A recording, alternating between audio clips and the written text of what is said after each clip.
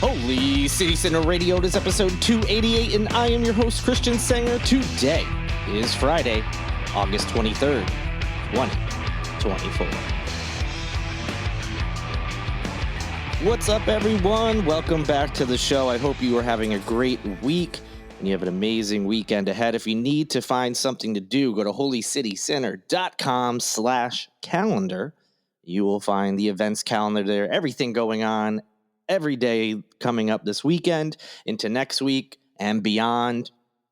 Constantly updating that calendar basically every day with events as they're announced. So you can go pretty far out and see, a few months down the road, some events that are coming. But if you're just looking for something at the last minute too, it's a great resource. I highly recommend it. And of course, being the weekend, that's when it gets visited the most as people are trying to figure out, all right, now that we know the weather and our plans a little bit better, what are we going to do this weekend? All sorts of things always going on. Sadly for me, I feel like there's a few months there where it was like I was constantly having at least one thing to do to report back on to you all, or, maybe it'd be quiet for a week or two, and then I'd have a weekend where I had a concert or two, or, several events, and it's been pretty quiet as far as that's concerned. Spending a lot of time just in my condo, relaxing, and obviously doing work and, doing things related to work. So I'm still getting out of the house, but it's been pretty darn quiet lately. So look, no big deal. I will wish I had something fun and exciting to brag or talk about, but it's been pretty quiet here. Hopefully you all, whether you are doing all sorts of amazing things or also just kind of chilling out as the summer months roll on, I hope it's going well, whatever that is. So since I don't really have too much to talk about, let's just get into the latest news. So Union Pier is going to be something that we're going to be talking about, and I don't mean just here on the podcast. I mean, we, the Charleston community, for a long, long time. For those who are unaware, that there's a property called Union Pier. There has been some talks about, what the city might do with it, whether, what kind of development they'll put into this property. There's talks about, will the city do it? Will it be a partnership with someone else like Ben Navarro, the billionaire, who has, come in and taken over, Credit One Stadium and renamed it after his company, Credit One, renamed the tennis stadium, or not just the stadium, the tournament as well that we have every year with the Credit One logo. Has purchased, his companies have also been behind the purchase of the Charleston Place, which then revitalized the Riviera Theater, and on and on. It just seems that Navarro's getting his hands in more and more things. And there were some talks about him, maybe purchasing this property and what may be involved in that. So a lot of questions surrounding it. And even though it seems like the city starts going in one direction, then something else kind of comes out of the woodwork. But we do have another update on that property. Who knows what it will lead to, or if something will change gears at some point. But earlier this week, Charleston City Council voted unanimously to establish what's called a tax increment financing district. Now, tax increment financing is also known as TIF, TIF. So I'm going to be using that, during this conversation. But they're creating a TIF district for that property, the Union Pier property. Now, I'll get into what that means in a moment. So because City Council voted to initiate a TIF district, so establishing that for that area, this now goes to Charleston County Council and the Charleston County School District to begin a 45-day process to hold votes on the establishment of the TIF. So basically, City Council says, we want to do a TIF district for the Union Pier property. We're on board. And now we have a process where the people of the city of Charleston will be able to actually vote and say, yes, we back City Council's plan here. We want this property to be designated as a TIF district. So what exactly does that mean? So obviously tax increment is right there in the name. So that we're talking about some tax money, but what specifically? So currently Union Pier as it exists does not generate any tax revenue for the city of Charleston. But the city, and obviously council agrees, they believe that a redevelopment of that area could bring in up to $22 million annually for local schools after it is fully developed. So they think if they can redevelop the property, There's all sorts of different plans we've heard about, maybe some businesses, maybe some sort of park, whatever their plan is. They think however it plays out, they could bring in that $22 million a year, and that money would go towards local schools. And that would be incredible. In order to do that redevelopment, of course, it's going to cost money, and there's different ins and outs to that. But this TIF district would allow for the Union Pier to actually, whatever's there, to start actually bringing in tax revenue. So that's the thought process behind it. Mayor Cogswell's been behind this and said as much after the city council meeting this week. He's saying that, he believes that the TIF district for Union Pier will help keep the public's interest at the forefront of whatever redevelopment happens there. Things like parks, public access to the waterfront, affordable housing, and resiliency measures are all possible with a TIF, according to Mayor Cogswell. So for resilience, we're talking about, weather related, climate change related, as things change, water levels rise, whatever it may be, flooding, etc. Bringing in money could also assist with that, as well as the other things I mentioned. Now, obviously, this is very early. We still have to vote. We'll see what happens there. There's also going to be further discussion around this TIF district and affordable housing specifically during a special meeting that's going to be held on September 26th in council chambers, which is in downtown Charleston. It's a community development committee will hold a meeting on that day. It's open to the public. It also will be streamed online. So there'll be some talk about how specifically a TIF district will help out with affordable housing and what that plan would look like in general. As far as if they bring in money, how it can put those funds towards affordable housing, or maybe even discussions about affordable housing somehow involved with Union Pier. So lots of things could be discussed there. So this is one of those things where, and trust me, I'm the same way. TIF districts, I heard a little bit about TIF over the last couple years. And I've tried to learn more. It's confusing when it comes to finances and taxes and, government procedures and, all this bureaucratic stuff. It can get confusing. It can get boring. But one thing is for sure, Union Pier is going towards some sort of redevelopment. And it's important for residents to have a say in that. And so far, it seems the city is not just giving lip service to, oh, yeah, we want your feedback. It seems they are interested. They want this development, which will be huge. Whatever happens, this could be a really a boon to the Charleston area. It could harm it if it's not done correctly. It could be an eyesore if it's not done correctly, or it could just be really beneficial in several different ways. So this is the time through this process. Try to learn a little bit. I'm trying to do the same. Just learn, okay, what exactly does this mean? Okay, and then what does that mean? Does that mean the city's angling for a certain type of redevelopment, or is this is this in the community's best interest? You try to learn and see what you believe.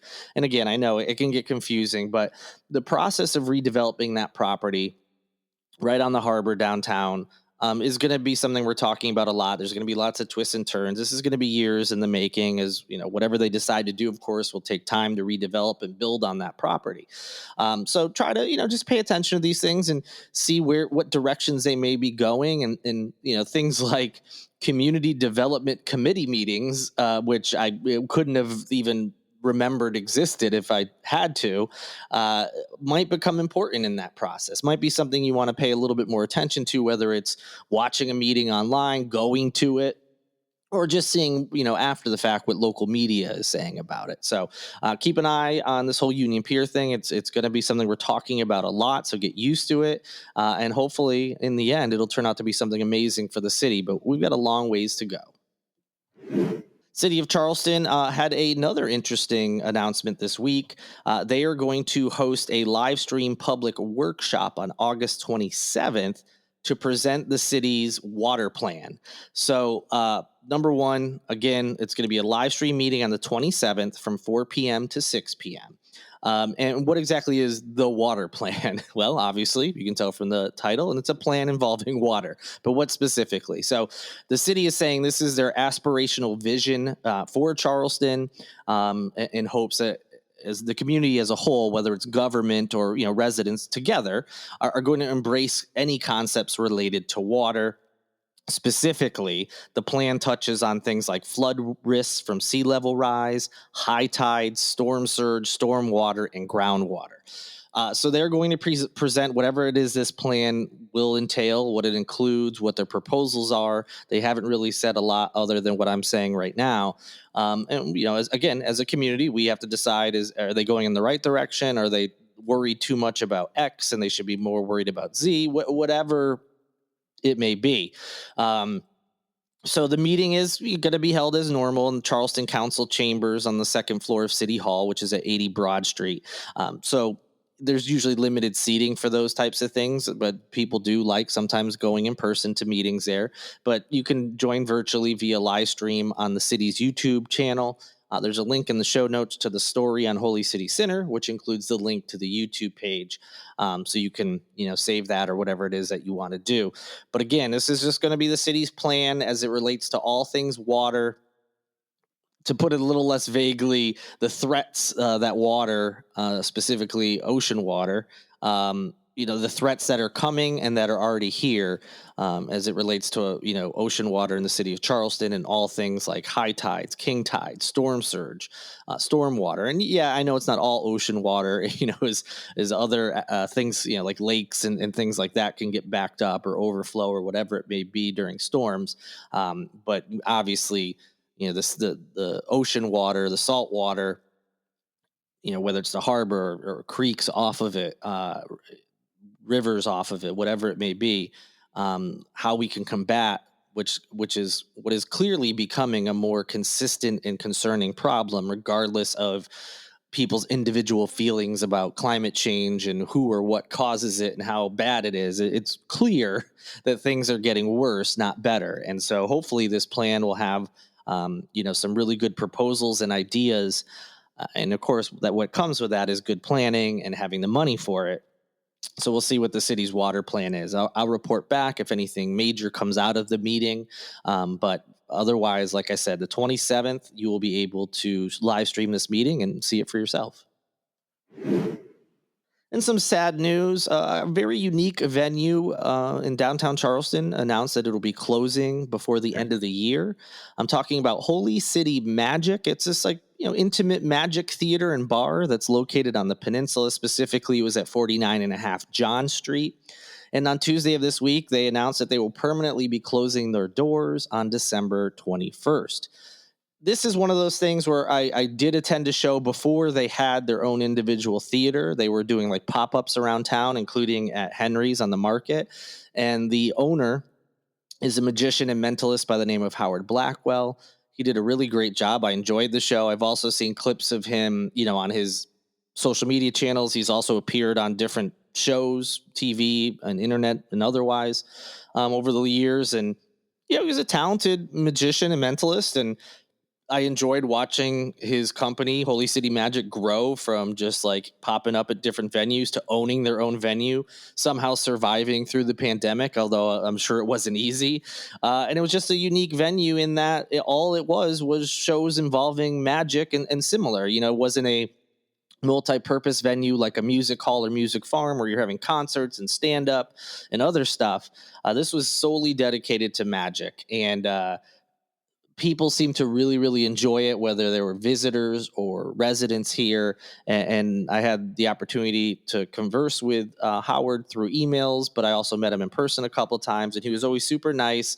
He always made sure that Holy City Center was included in any media releases that he put out. Anytime I posted something, he was always, not that I expect it by any means, but it was always nice that he responded each time and said, thank you so much for sharing that. And he was always inviting me out. Hey, let me know next time you want to come to a show. And so a bummer, because one, we're losing something unique. It always sucks when something local closes, so it's not to say that like if a restaurant or bar closes, that's not upsetting. It's just, there's so many other restaurants or bars, you're not losing an entire, industry, basically. You might be losing a really cool part of it, perhaps. But this is just something that was special to the city, something unique. Not every city has a a venue dedicated specifically to magic and similar shows. So sad to see it go. If you never got a chance to go out there, I highly recommend it. It's just something different. It's something new.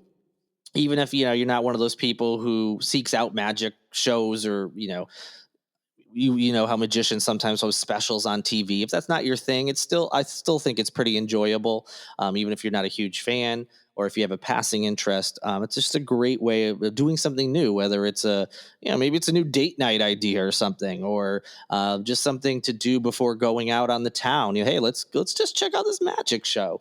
And they do have a bar in there, so if you could grab a couple drinks if you're worried about that before you go out and have more. So you have until December 21st. I recommend it. They have a mix of quote unquote adult shows in the evenings. I think they're usually like Fridays and Saturdays mostly. They might have some Thursday shows. I don't remember it being anything like, raunchy by any means, but they're just saying like, hey, there could be, some adult themes or words or whatever, because they do have a family friendly matinee show, usually in the afternoons, I believe on Saturday or Sundays. So if you are concerned, just in case, they do have a more family friendly version if you have kids or whatnot. That you want to bring with you. So go to their website, holycitymagic.com. You can see the remaining schedule and catch it before it closes. Because like I said, it's something unique, it's something different, and it's enjoyable on top of that. So unfortunately, stuff like that is becoming less and less of an option in the city. It's rare that you have something like that. So sorry to see it go, but highly recommend you all go check it out before it is gone. And that'll do it for this edition of Holy City Center Radio. Thank you so much for listening. If you can, rate, review, like, subscribe, all the good things that you can do with a podcast, please do so with Holy City Center Radio. It helps boost its profile and maybe get this into someone else's ears, which would be amazing. It's always good to see those numbers going up and up and having more support, and I appreciate that. You can also help out by going to patreon.com/Holy City Center. Sign up for one of those support tiers. They're $5 and less a month. So hey, you help out. Just every little bit helps with website fees, podcasting fees, and all the things that go into, kind of running your own company, as it were. I really appreciate those who have already done so. Totally understand if you can't do that. There's all sorts of other ways to help. Like I mentioned, with all the stuff with the podcast, you can also share the podcast or the website or my social media channels with someone who you think may be interested. Even just liking or leaving a comment on social media, whether it's Twitter, Facebook, Instagram, all those things help boost that post. The more interactions that things have, the more likely that they're showing up on other people's feeds, whether they're already following me or not. So all that stuff helps out as well. So even if you think, oh, what's the big deal? A little like, that can't help. It certainly does. So I appreciate it. Outside of that, hey, thanks for listening. It's really cool of you to do that. That's amazing, and I appreciate everyone. I hope you're having a great summer, and continue to listen and enjoy whatever it is that I'm doing with Holy City Center. I greatly appreciate it. Have an amazing weekend. Don't forget to look at the calendar on the website if you're looking for plans. I also need to say thank you so much to Lindsay Marie Collins with LMC Soundsystem for producing this and every episode of Holy City Center Radio. And also a big thank you to Tyler Boone, whose music you hear in each and every show. He's an awesome musician. So if you like those tunes, go check him out on Spotify, Apple Music, whatever platform you prefer. Have an amazing weekend. Stay cool out there. Be safe. I will talk to you all again soon. Before you know it, next week we'll be here. But until then, good night and good luck.